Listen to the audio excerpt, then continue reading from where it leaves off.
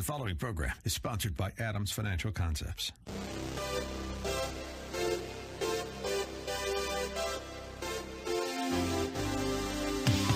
Welcome to About Money, a different approach to investing you won't hear anywhere else. Your host, Mike Adams, is a registered investment advisor and works with investment portfolios exceeding over $100,000 in net worth and has a proven track record of managing long-term investments, surpassing the markets in the long term. The information shared in the following program is for educational purposes only, and any investment advice given may not be suitable for all investors. And now, here's Mike. And we have The Answer About Money. We're coming to you from The Answer today here on Saturday. You know, do you know if you're getting good, great, or poor financial advice? If you owned a home with a mortgage during the Great Recession, did you sell because the price was down? Did you sell because the price was down? More about that later in the program. I have a gem of an interview coming up. You got to hear this. You just have to hear this. And back in 1917, December of 1917, H.L. Mencken published a story in the New York Evening Mail, a startling history about the bathtub in America. According to the story, eminent physicians expressed the opinion that bathing posed such a serious danger to health that they advised against it. Legislators in two of the most advanced cities, Philadelphia and Boston, passed laws against the bathtub. In fact, the Boston Town Fathers decreed that no one could take a bath without the advice and consent of a doctor. So what's the rest of the story? We'll get to that later in the program. But I want to start, since we started with 1917, maybe we look at 1909. Sears catalog published an advertisement for a horseless buggy that was guaranteed to go 100 miles in 24 hours, but only if you took good care of it.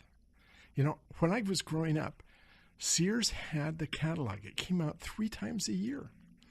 Came out in the spring and summer, came out in the fall, and the Christmas catalog was the one you poured over page by page. Kids made their Christmas list and what they were going to ask from Santa. You went page by page through the toys. It was a really big deal. And if you didn't get your calendar on time, you began to wonder if Sears thought you were dead, if they took you off the list, what had happened. It was a catalog store. It dominated the mail. Montgomery Ward was there as well, but Sears was the company that really dominated that. It was an event when the catalogs came out that was published in the newspaper. They took out advertisements in the newspaper saying the catalog is coming. I remember those times as a kid growing up. Now, Bend was 105 miles away from Portland, and that's where I grew up. You know, Sears at that time pretty well dominated retailing. Even though we were 105 miles away from Portland, they had a small little store, and you could go into the store and look at the catalog, just in case you used your catalog for other things, you know. According to some of the stories, people use the Sears catalog in the outhouse. Is that really true? I don't know. But if you were missing a catalog, you could go into the Sears store and get it. And I can remember one time hearing one of the merchants who ran a store, who had some of the products that Sears also carried. Someone came in to buy an axe. They were working out, they were chopping firewood, they were doing things, and for whatever reason, he was missing an axe. And he came into the store and said, you know, I'd like to buy an axe. I don't know the price of an axe, but say it was $15 in those days. And so the employee of the store, the owner of the store said, it'll be $19. And he said, you know, I can get it at Sears for $15. And the owner says, okay, I'll sell it to you just like Sears. I said, okay, I'll buy it, $15. He collects the $15. The owner then takes the axe and he puts it up on a shelf. And the person said, but I paid for the axe. He said, if you waited to get it from Sears, it would take 2 weeks. We'll just hold it here for 2 weeks and you can come get it. You know, there's a point to that because Sears was a retailer, and they delivered things, but it took a while. Sears, however, they had excellent quality of appliances. They had Hot Point. I grew up all Sears appliances in our house. I'm not sure that most of the furniture wasn't in our house. I'm not sure that the silverware wasn't from Sears.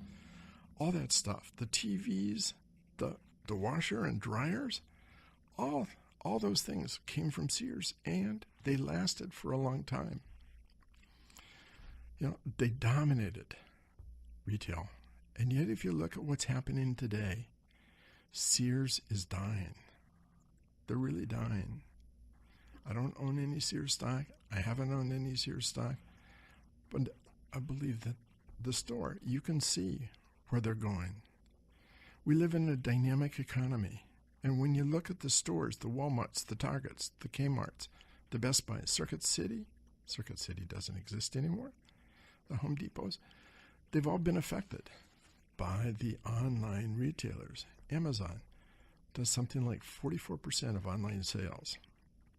Retail sales are up, but a lot of that is going to the online retailers, not to the people like Sears. Sears, had they come along, had they maintained the catalog, who knows? They might have dominated retail today. Sears might be the Amazon of today. But the economy changes. There's competitors and technology. And you have to see if we're not beginning to see the same thing with the large companies, the dominating companies. The Economist came out in the May issue and pointed out that during this time that that's going on right now, under President Trump, he's presiding over a boom like there's been no other. I realize that some people believe that everything that Obama did was wrong and everything Trump did was right. And we have another segment of people that believe everything Obama did was right and everything Trump has done is wrong. To me, it's all about the numbers and what's going on with the economy. We had an economy that started to expand and do well beginning in 2009, and it's continued to grow. We've continued to have this boom time. And right now we're in a boom time that's a little bit special. We haven't seen this ever before, to my knowledge, or to anything else I can find. We're having a boom that is technology-led, tech-led. It's not an industrial renaissance. What we're seeing is something that's also a grumbling public, a skeptical world. America's reducing their restrictions on business, but when you listen to somebody like Jamie Dimon, who's head of J.P. Morgan Chase, he's quoted as saying, young people in the wealthiest country in the world are pessimistic about their future. They're pessimistic about capitalism. Larry Fink of BlackRock manages more assets than anyone else, said the popular frustration and apprehension of the future is almost overwhelming. That's a really strange picture to paint in the middle of a booming economy, in the middle of a nation which is the wealthiest nation, and we have more wealth per capita than we've ever had. And yet, you have a grumbling public, a skeptical world, and we're seeing people skeptical about the future. If you look at 2009 to 2017, 2018, since the Great Recession, we've seen profits and cash for companies that have exploded. If you look at the after-tax profits in business, they're 31% higher as a percent of GDP on the average in the 2009 to 2017 time period than they were in the 50 years before. The companies are using the money to buy back stock. They're using the money for mergers and acquisitions. But the amount of money that's going into capital improvements, capital investments, is 4% less than it has been in the last 50 years. The purpose of the tax cut last year, the one that was passed at the very end of the year, the tax cut was supposed to stimulate capital investment, which would then increase productivity, which would increase jobs, which would amount to pay increases. That tax cut hasn't done what it was labeled to do. It's been good for the stock market. I mean, companies have made a lot of money. And what that money has gone into is buying back their shares and buying other companies. It's not been an increase so much in people's wages. If you look at where we are, from 1970 to today, the average pay is down 10% in real term dollars. You know, competition seems to have lessened, productivity is lagging, and living standard growth have slowed down.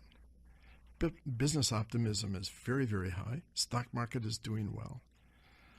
But it's important to take note. The consumer is 70% of GDP. So two issues are looming on the horizon. One we've talked about a couple times during this past 6 months, the trade war. And the second is what's happening with the technology giants. If you look, the stocks, so-called the FANG stocks, Facebook, Apple, Amazon, Netflix, and Google, their price to earnings ratio is very, very high. They are running and dominating. If you look at the Standard & Poor's for 2017, 1/4 of the entire gain was from those stocks. You know, if I look at my own stock portfolios, we outperformed the Standard & Poor's 500, 29% to 22%, and I don't own any of those stocks. But for most portfolios, those were the driving stocks. But they're about to meet competition. We're going to talk more about that competition after the commercial break. Don't go away. We've got great stories coming up. I've got a gem of an interview. I keep saying that. You'll like this interview. And I've got a great story about bathtubs. Bathtubs of all things. Why would doctors be against the bathtub and taking baths? That's coming up. If you miss any of these programs, you can find a podcast on our website. It's usually posted about a week late, but it's there. You can also subscribe, and I do an e-letter that comes out about once a month, sometimes not quite so often, depends upon how often we get around to writing and putting it out.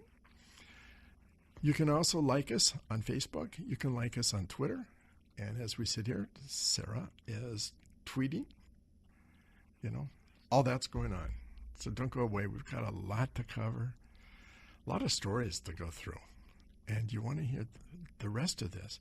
What's happening with the big companies that are dominating technology?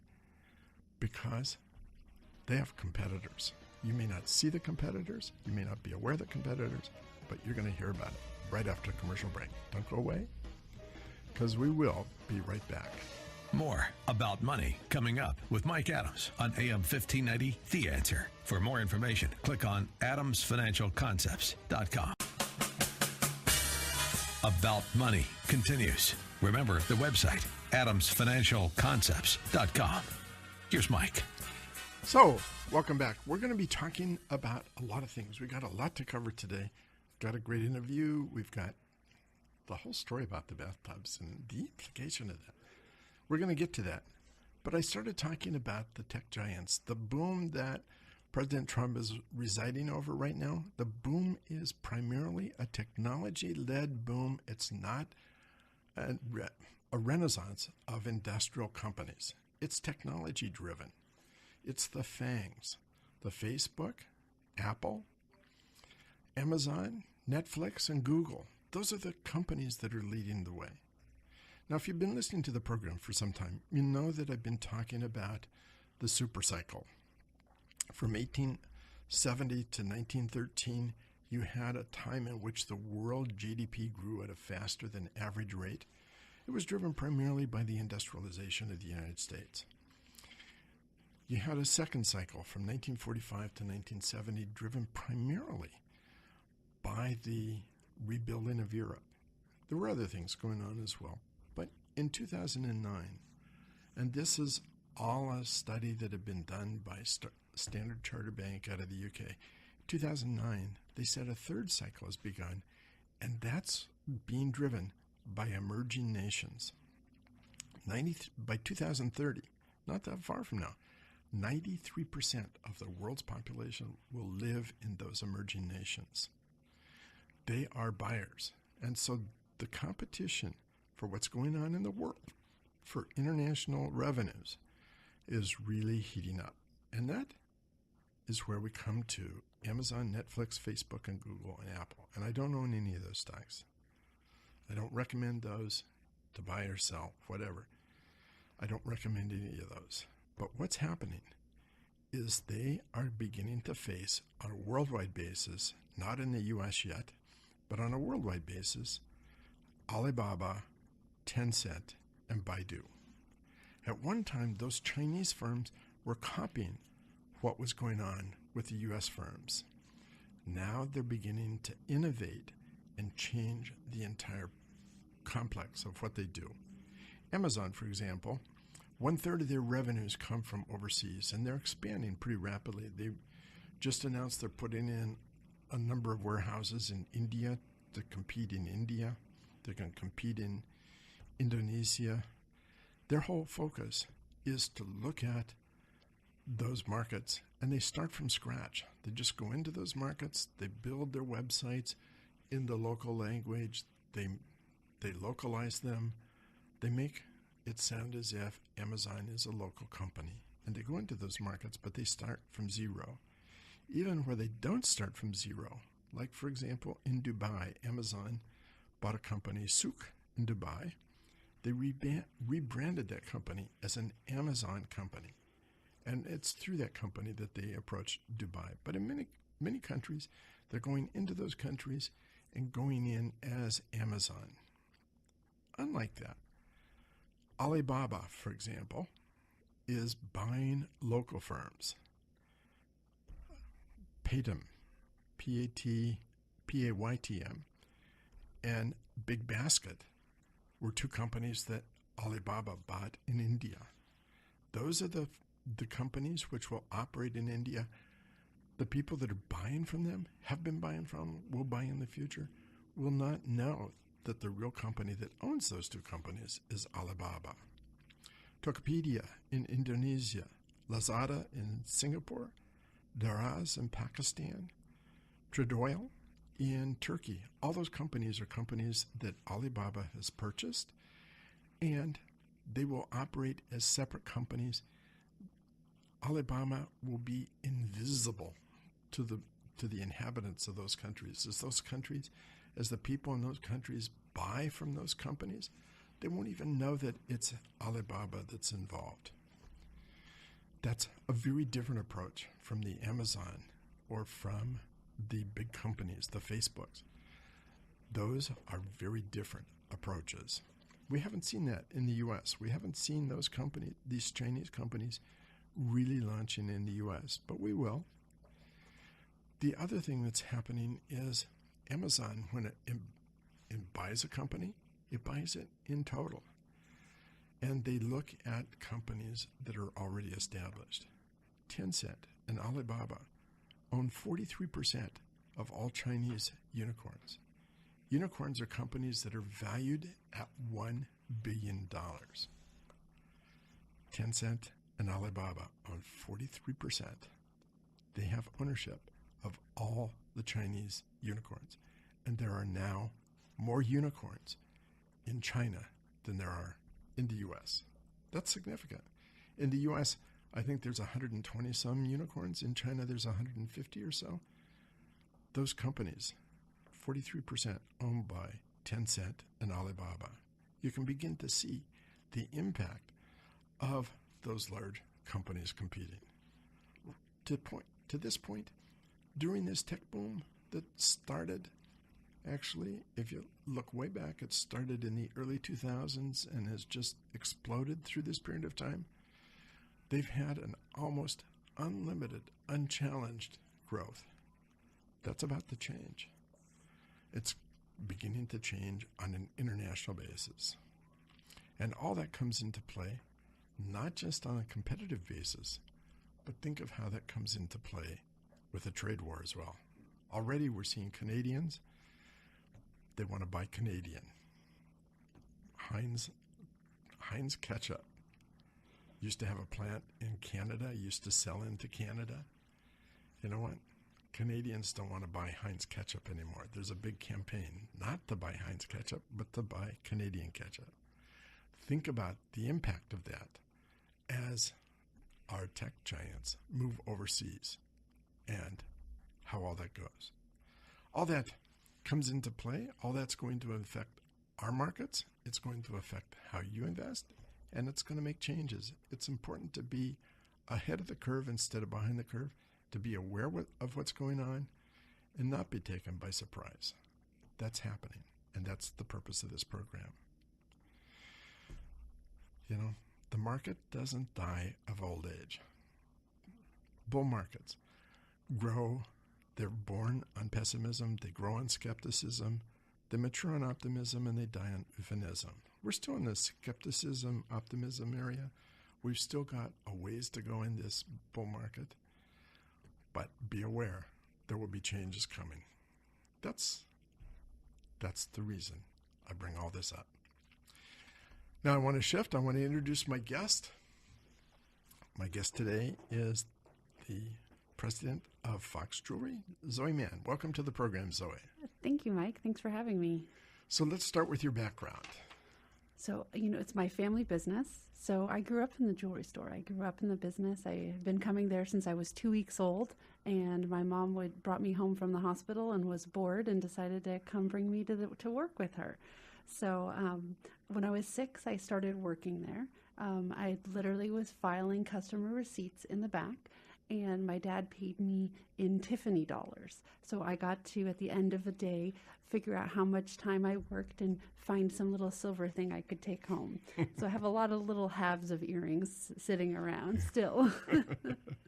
Tiffany earrings. Tiffany, yes. Little silver ones. They used to be very, inexpensive, but they're very sweet, and I love them, and I cherish them, and I have one of a lot of them. When I was 8, I sold my first watch. It was a small brand, Acteo, and they had a lot of different types of watches. And I remember it looked like a painter's palette, and the tubes of paint were the hands going around the dial, and it was such a fun thing. And it was, I felt so proud of myself for selling it. And I was only 8 years old, and it was $100. It was a big deal to me then. That was a very big deal. It was, yeah. All throughout high school and college, I worked for my dad for holidays and summers, and I was there, and I loved it, but that's not what I wanted to do. I knew I wanted to be a teacher, and I loved theater. And I did my student teaching. Student teaching was done, and my dad said, "What are you going to do? It's November. There's no teaching jobs open right now. What are you going to do?" So he said, "Come work for me through Christmas." And I said, "Okay, sounds good." Work through Christmas. He says, "Well, why don't you just stay on through March?" And I was like, "Okay, I'll stay through March." And then he said, "How about we make it official? Let's make it 3 years. You could stay, and if you don't like it, you can go back to teaching. If you like it, great, you'll stay." I have no idea when those 3 years were up. It was a long time ago, and we never, the 3 years passed without even knowing about it. So I told him, though, if I was going to stay, even just for 3 years, I needed a job. I needed a title. I didn't just need to be the boss's daughter. I needed to do something. He said, "Great, I'll put you in charge of advertising." And I said, "I don't know advertising. I'm a theater geek. What do I know about advertising?" So I learned on my feet. I learned really quick. And in 2013, I took over as president. And in 2015, we moved the store to its location at the Fairmont because they tore down Rainier Square. So we knew that was coming, and I didn't want to wait around for them. But it's been quite a journey with Fox's, and I'm so grateful and glad, and I have an amazing group of people behind me. Well, we're going to talk about the history of the store, and then we're going to talk about the jewelry business and the changes that have gone on there. That's coming up. We're coming to a commercial break, though, so don't go away. We've got a lot more to cover, and you can find these programs, again, podcast and YouTube. So check them out. All the programs that we've been doing, a number of programs on the super cycle, on the markets, a lot of things that have been going on. And you can also check with us. If you'd like to sign up for the e-letter, just send an email to Adams Financial Concepts. You can send it to Mike or to Sarah at Adams Financial Concepts, and we'll put you on an e-letter list. The e-letter is actually pretty well read. almost 30% of the people that read it or receive it are reading the e-letter, and I get comments. And if I'm really late in getting one out, I've had people say, "Where's my e-letter?" Anyway, we're coming to commercial break. Don't go away. We're going to resume the interview right after the commercial break. Don't go away. We'll be right back.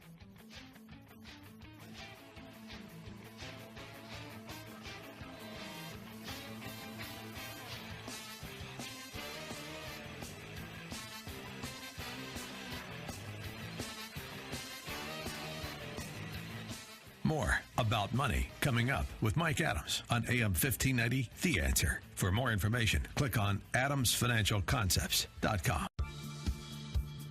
About Money continues. Remember the website, adamsfinancialconcepts.com. Here's Mike. So I am here with Joy Mann of Fox Jewelry. Of Zoe Mann. Joy is my mother. I'm sorry. That's okay. We get confused a lot. So let's talk about the history of the store, Fox's. So Fox's was started in 1912 by Harry Fox, and it was on 3rd Avenue in downtown Seattle. And in 1948, my grandfather bought the store and didn't have enough money to paint the sign or buy new stationery, so he left it Fox's Gem Shop. For years, people called him Mr. Fox instead of Mr. Thal, and he loved it. He didn't care what you called him as long as you called him and came in and bought something. He was fine with it. So in 1980, they moved the store actually to their current location, to the old location, I guess, in the Rainier Square Tower, which is no longer there. Not that the tower is there, just not the Rainier Square. Yeah. So they moved in 1980 to Rainier Square. And my dad started working there the day after he married my mom. And my mom was looking around saying, I married a businessman and a teacher, or I married a teacher and an artist, and I get a businessman? This is not what I signed up for. But my dad has been part of the business just about ever since. He's semi-retired now. You can find him in the store every once in a while when he's not swimming or, off having lunch.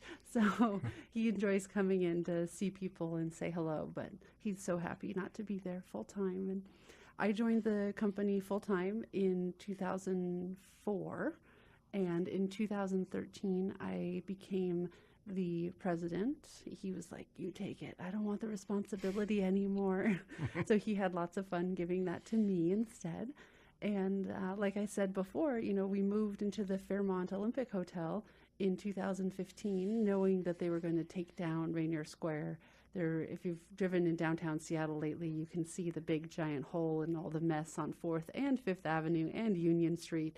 It's just a little bit of an interesting drive now. And it was interesting to watch them take it down. I've got pictures of it because every couple of weeks I would take a picture as they destroyed. If you follow us on social media, we would post lots of pictures of it because it was so interesting and we could see it. We can see it from our new store. And it's been amazing to see the progress and how they took it down piece by piece. And just, yeah. It is interesting. It is. So let's talk about the jewelry business itself, because with the internet, that's had an impact on a lot of jewelers. There's a lot of jewelers that don't exist anymore. There are.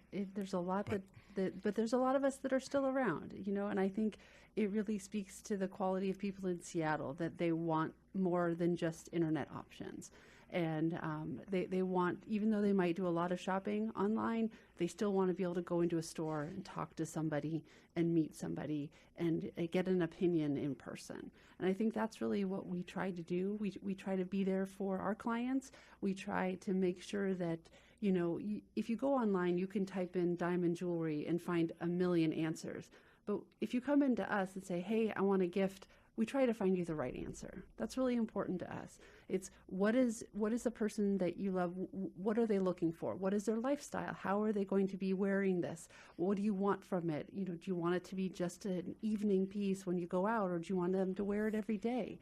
So it's really, we really want to get to know you and the person you're buying it for, and really be able to figure out how you can wear this and love it and have it be a piece that you cherish forever and not something that gets thrown in the back of a drawer and never used.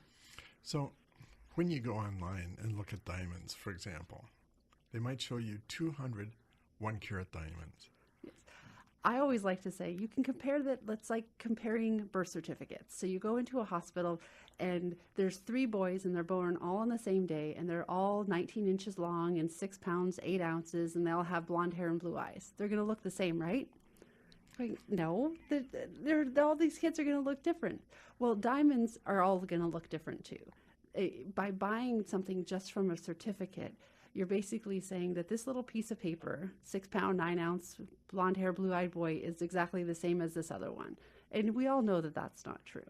You want to see a diamond, you want to see it in person and look at the sparkle and look at it and see if it talks to you. There's some diamonds you'll look at and you'll go, I don't know why. There's no good reason. I don't know diamonds very well, but this one I like better than this one. And that's great. You should have a personal connection to it.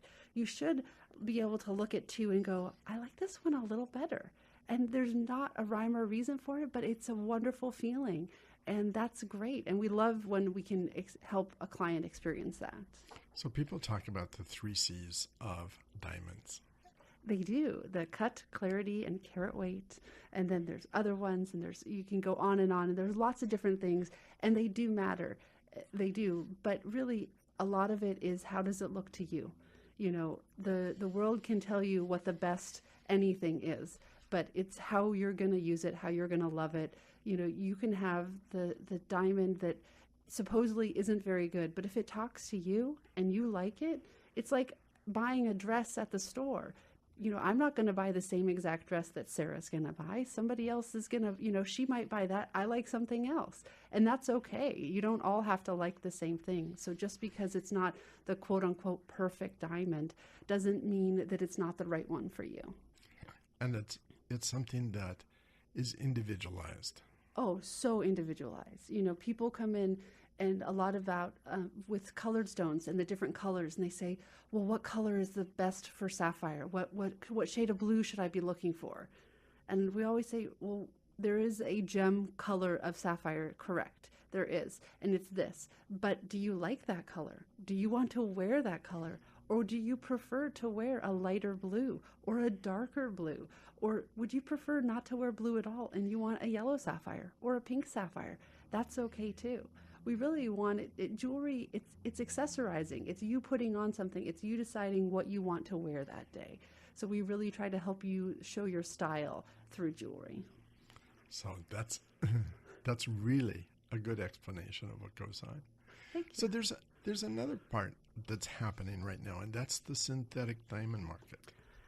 It is, yeah. It's kind of going a little crazy right now. There's a lot of different companies, and a lot of times they are fairly close, about 2/3 the cost of a regular diamond. And instead it's being manufactured in a giant factory with the same amount of heat and pressure that these regular diamonds have been going through in the earth for billions of years. So some of the companies are trying to say that they are environmentally friendly because they're not mined diamonds and all of these other things. And we're going, but how much energy is it taking to create this much pressure and this much heat? If you're really growing a diamond, that's what they say they're doing, is they're physically growing the diamonds from a small diamond chip. Then that's an incredible amount of energy that has to go in to a tiny little thing. So really, we don't sell man-made diamonds. We're selling you real diamonds. We're selling you real gemstones, which also means we sell moissanite. It's a beautiful alternative. We really want to find the right thing for the right person. So what's the difference in the quality between the synthetic diamond and a real diamond? The quality, I mean, they're making them, the quality is exactly the same. You can still get a GIA certificate that says that this synthetic diamond, and it will say synthetic diamond. And actually anyone who submits a diamond without saying that it's synthetic will get in big trouble from GIA, which is the Gemological Institute of America. So there's some procedures that are being put in place because they don't want to be fooled. And it's not an important thing. It's important to be very concrete and very upfront with our clients. That's important to us as a whole industry. So that'll be marked on the certificate that it's synthetic. But you can get a D-color VVS1 clarity synthetic diamond, Yeah. But De Beers has actually decided to jump into the diamond, the synthetic diamond ring, which a lot of people are upset about. But I say, hey, they're going to bring it in and it's going to be less than $1,000 for a 1 carat diamond. Great. That's what it should be worth. It's not a real diamond. It's synthetic. It's man-made. And, if you want a real diamond, here it is. But I don't want somebody to pay for a synthetic diamond and pay so much more than I think it's probably worth. So let's talk about, we've been talking about stones, but there's more to jewelry than stones. There's the settings, the rings. There's a lot more. And there's a lot of people who have family diamonds, who have family stones, who have a ring that they already own that they want to update or redo or something. And we do all of that. We take people's grandmother stones and set it into a mounting that they're going to wear today. We take a woman who's had her ring for 40 years and is just sick of looking at it and wants to update it. And we get rid of her mounting, we add stuff, or we keep her mounting and we just add more bands around it and update it and make it exciting. And we want you to look at your hands, look at your earrings, look at whatever you're wearing on a day-to-day basis and be excited to see what you see. The enthusiasm and so on really come through. It is a very personal decision. Yeah, it's something that if you're just concerned about price, you probably look online. But if you're really concerned about something personal, you go to Fox Jewelry. Thank you. Thanks for being on the program. Tell us the address. 405 University Street. We're right at the corner of 4th and University in downtown Seattle. We're at the Fairmont, but not inside. Don't go inside. Okay. Thanks for being on the program. Thank you so much, Mike. We're coming to a commercial break. Don't go away because I want to talk about this whole thing with the bathtubs. Why would doctors write something and say bathing was unhealthy? That's coming up. Don't go away. That's the lead into the show. That's the hook. That's to get you to listen through the commercial. And that story leads into investments as well. Don't go away. We'll be right back.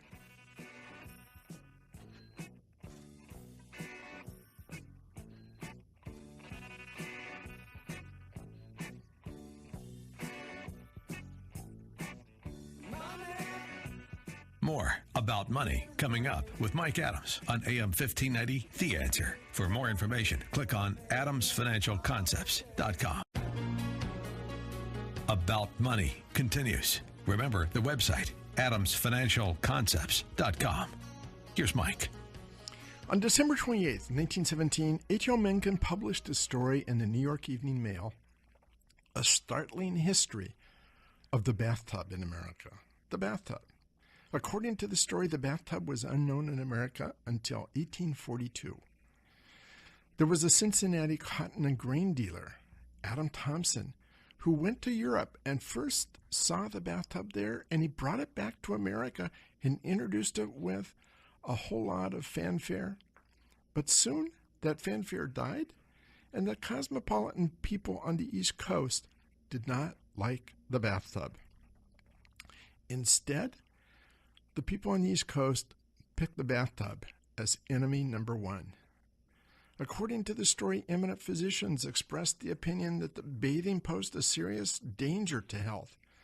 Legislators in Philadelphia and Boston passed laws against the bathtub. And in fact, the Boston Town Fathers decreed that no one could take a bath without the advice and consent of a doctor. The opposition to the bathtub remained so strong. And then in 1851, President Millard Fillmore, in a really strange decision, decided to order one and had it installed in the White House. And after that, bathing became fashionable. The only thing about that story is it wasn't true. But Mencken remained silent about it for almost 10 years. And finally, after 10 years, actually in 1926, not quite 10 years, the story about it being false was published. And it could have been a main story could have been published on the 1st of April. The Mencken confessed, and in June 1926, The American People Will Swallow Anything was a story that was published. But you know, the reality is the story wouldn't die down. Even though that story, the story had actually been picked up by a lot of newspapers, and they say that it had reached as many as 250 million people before he came out with broke his silence. But in 1930, someone wrote a whole book based on that story about the bathtub. And in the early 1970s, a prize-winning historian used the story of that bathtub in an acclaimed trilogy of the American experience. The story was also published in the mid-1970s in a multi-volume called The Dictionary of American History. You know, the fact is, we're a country of people that trust. And studies have shown countries with a higher level of trust tend to grow faster economically. They tend to have sounder institutions.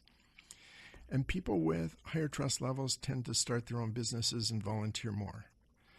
2014, Oxford psychologists said there were found strong positive relationships between trust and intelligence, health, and happiness. They found trust led to optimism in many cases, which was normally a good thing, because whatever we look at, we feel good about. You know, they use some of the examples, like when an invitation was turned down, you really believe it was because the guest had another conflict. Or when a project is rejected, it's easy to believe that it just wasn't a good fit. While saying trust is mostly good, it's also something that can be misused. If you watch CNBC, you know who Josh Brown is. The background, he calls himself the reform broker. He started in one of the boiler rooms, hard cold calling. From the 1970s to the 1990s, that was the way that most stockbrokers, financial advisors, built their business, was through cold calling. I can remember making close to 1,000 calls a week, trying to make 200 contacts, trying to make 20 to 40 prospects, and I was a soft caller. If you've seen the movie The Wolf of Wall Street about Jordan Belfort, Oakmont Stratton, that was a boiler room. A better movie is The Boiler Room, by the way. That's a really hard sell. A hard sell, and a lot of things done illegally. Josh Brown wrote a book about that whole experience called Backstreet Wall Street. And in the book, he describes the pressure to produce revenues, to produce commissions, to describe the cold call scripts and the responses and the objections to overcome. I can remember one of the objections is if you're talking to a man and he says, I have to talk it over with my wife. The objection is, who makes the decisions in your family? I remember that objection really well. I never used that one. But those were the kinds of things. But Brown says in his book, and I have found it as true, most of the brokers I know and have met over the years are phenomenal, world-class salespeople. But a great many of these security selling savants don't attain the knowledge necessary to actually accomplish anything for their clients. Selling one's expertise is much easier than actually developing an expertise, especially when it pertains to investing. Off page 65. So what does that have to do with trust? Maria Konnikova wrote a book called The Confidence Game. It's the story of trust. Basic, irresistible human nature is to believe in something that reaffirms our belief. I spent 18 years in the big brokerage firms, and the instructions were to sell the relationship, not the performance. The reason they don't publish numbers is because they don't want people to know how poorly they've done. The literature for FAs is full of information. Don't expect returns of more than 5%. It's an easy sell, but is it right? Konnikova points out clients have done the most other work for the advisors. They want to believe in what they're hearing. The advisor's genius lies in figuring out what precisely is it that the client wants and how they can present themselves as the perfect vehicle for delivering that desire. You know, when I was going through training to become a stockbroker, one of the examples used was if somebody calls in and you're the broker of the day, which means you take the phone calls, and you have somebody that's called that doesn't have an account, and they say, "What do you think about IBM?" The right response is to ask the question, are you a buyer or a seller? And from that, you determine what your opinion of IBM is. Now, if somebody came to you with a brokerage account worth $5 million, and you look at your statement, or if you had an account worth $5 million and somebody came and you looked at your statement, and the statement showed that the financial advisor had taken $3.2 million out of the account and your account was now down to $1.8 million, would you really be happy? Would you accept that the financial advisor was really a personable person? Would you ask for an updated financial plan to see how you could plan to get the money back? I believe it's hypothetical, but it's real. I believe that if you start with $400,000, put $1,000 a month for 25 years, if you get a 5% return, that turns into $1.8 million. But if you get a 10% return, it's $5 million. So what is the right place to be? Is it the story of the bathtub? Or is it the story of reality? It's a question you have to ask. Are you getting good advice, poor advice, or great advice? We all have a lot of trust. The question is the trust well placed? Anyway, that wraps up today. We'll be back with more information next week, so join us then. And in the meantime, have a very, very wonderful week.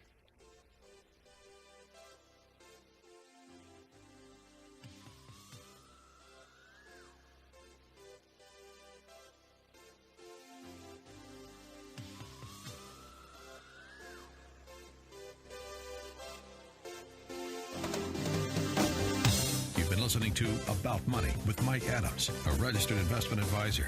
If you'd like more information about what you heard today, or about Mike's investment philosophy and strategy, or if you'd like Mike to evaluate your own portfolio, click on adamsfinancialconcepts.com. That's adamsfinancialconcepts.com. The information shared in the preceding program was for educational purposes only, and any investment advice given may not be suitable for all investors. Join us again next Saturday at noon for more About Money with Mike Adams, here on AM 1590. The Answer. The preceding program was sponsored by Adams Financial Concepts. The following program is sponsored by Adams Financial